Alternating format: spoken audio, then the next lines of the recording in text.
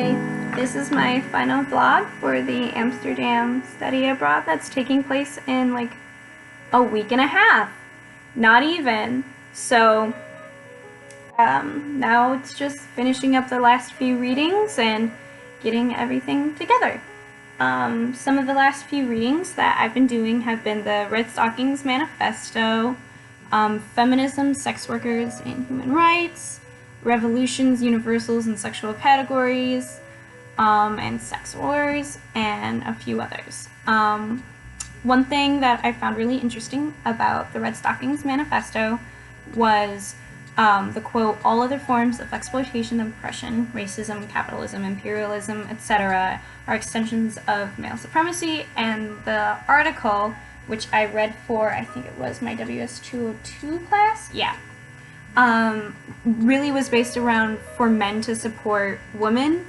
They need to accept the fact that they are all benefiting from male supremacy, and they need to basically like call out the male supremacy and kind of renounce it and accept for other men to treat them as women are treated. And the Red Stockings Manifesto also treats the point that they are trying to accept and express the views and opinions of the women who have been marginalized the most and oppressed the most from male supremacy, and to give a wide viewing of their experiences.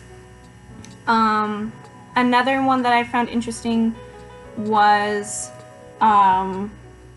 for Revolutions, Universals, and Sexual Categories. It talked about sodomy and the church and just, gay men's rights throughout history, and really focused on the 1800s in the Netherlands. And one quote was, "Sodomy was defined by many clerics as the improper emission of semen, the gender of the parties and their sexual appetites being irrelevant. But many others understood sodomita to apply specifically to men who preferred sexual contact with other men, generally or exclusively, and sodomia, different, because there's no T, to apply only to the sexual acts performed in this context." That was also only one sentence, and it was also somehow its own paragraph. I feel like that is worth noting. But this really talked about the point that the religious bias against the LGBT community and gay men throughout the history have mainly been founded in not being reproductive, and like the fact of like childbearing, that their main sin there is not just being gay, but it's a waste of semen, a waste of giving potential children. And so that was something that was really interesting. I watched Jihad for Love, and it interviews a man that was arrested in Egypt with a bunch of other men. I think it was like 100 other men, and for being gay. And they were locked up for a very long time. They didn't want to show their faces. And I remember that I heard that story elsewhere in my either my WS 304 class or my WS 492 class this past semester, where where Jihad for Love focuses around the LGBT community in respect to the Quran and how those two interact. The video or the movie that we watched in one of those two classes, I took them both, so they had like the same themes going on. That was about more this group of gay men in Egypt who were arrested on, it was like the Queen's Mary or something like that, and it was a gay club that would, on a boat, that would go up and down the Nile River every night, and they were arrested for it. And that's the other part of the story, was those were the men that were arrested for it. So that one, it's really interesting to see how that focused, the documentary from WS 304 492 focused around that specific incident, and then kind of went into the religious aspect in Egypt surrounding why that incident was so important, while this documentary, Jihad for Love, is focusing around the Quran and its interpretations of the LGBT community and gay men, because in it, in the documentary, it says that sodomy and being gay isn't really something that is even accepted or suggested in it, that instead it is talked about male-on-male rape. And so to be a homosexual, essentially in the Quran, also means that you're a rapist. So that was a very interesting topic to also learn about. So those are just a few of the readings. Feminism, sex workers, and human rights I found particularly interesting.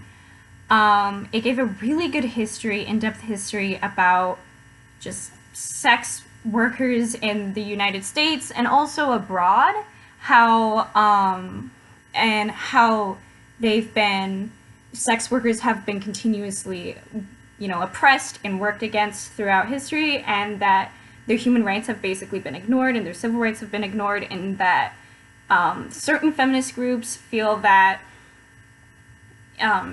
pornography and sex work is diminishing of women and only pulls them down more, while others feel, to be completely free and liberated means to also be sexually liberated and to not be looked upon in a negative manner based upon your sexuality or your sexual acts.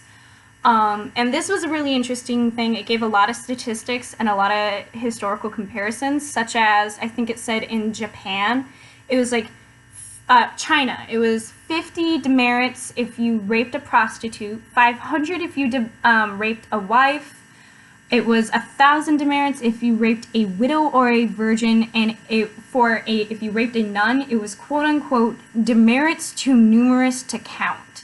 So the point of the article with mentioning that was how no matter what, people always tried to just take away the human rights from sex workers and just diminish them compared to other women and rank women based on their societal status based on their sexuality, when in reality they are equal women no matter how sexually active or how not sexually active they are, and that by just categorizing them sexually really diminishes them and prevents them from being equal. And how I think it was like in Italy or something, it was women had to wear a headdress if they were a harlot, and occasionally they would let a concubine, was the word that they used in the article, stay with, wives had to wear headdresses so that way they could be more distinguished from a harlot, and if a concubine lived with their master, then they could wear a headdress, but only in that instance, and that anything that qualified as a harlot was anything that wasn't a housewife, so a teacher, a musician, a poet, a priestess, I forgot what else, but those were the examples that it gave for being a harlot. So beyond that, I am excited and ready to go. I have everything almost printed out and worked out, so just gotta pack and finish my readings.